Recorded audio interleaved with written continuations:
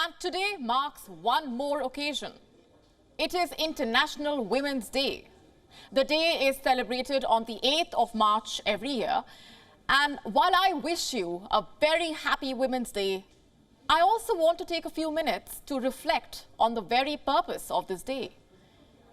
It is a day dedicated to celebrating women, raising awareness around women's issues, talking about the achievements, looking at how far we have come, but also looking at the hurdles that lie ahead.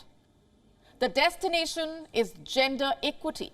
In fact, Embrace Equity is the theme for this year's International Women's Day.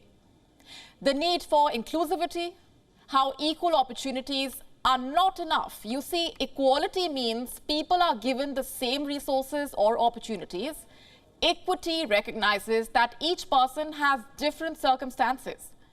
It is about giving the resources and opportunities needed to reach an equal outcome. But these terms sound like a cruel joke for many women around the world. Take the women in Afghanistan, for example. What's there to celebrate? The snatching away of basic rights? The Taliban's series of diktats? Let me ask you, what does the word freedom mean to you?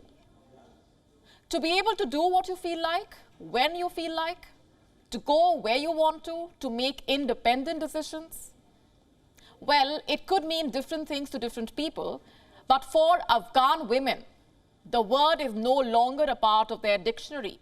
They have forgotten what it's like to be free, to be able to study, to be able to take a walk in a park.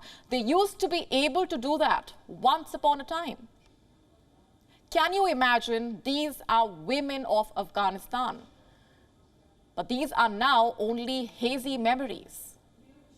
Taliban 2.0 has taken Afghan women back in time, not to the glorious times, but to the Afghanistan under the previous Taliban rule. Taliban 2.0 is no different from the earlier Taliban. The promises that were made sounded great, but they have all been broken one by one. Women have been banned from educational institutions. They can no longer go to the gyms or amusement parks. They have been barred from working in NGOs. The list goes on. In Iran, women have been taking to the streets against the regime. Even the country's youngest schoolgirls have been taking on the country's mightiest. But why just Afghanistan and Iran? In the United States, women have been fighting for the basic right to their own bodies. It is the 21st century. Why should women still have to fight for basic abortion rights?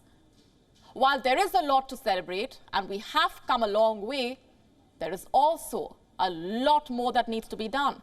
And here's hoping for a time in the near future when we don't need a Women's Day at all. When we don't have to imagine a world with a level playing field and actually get to live in one.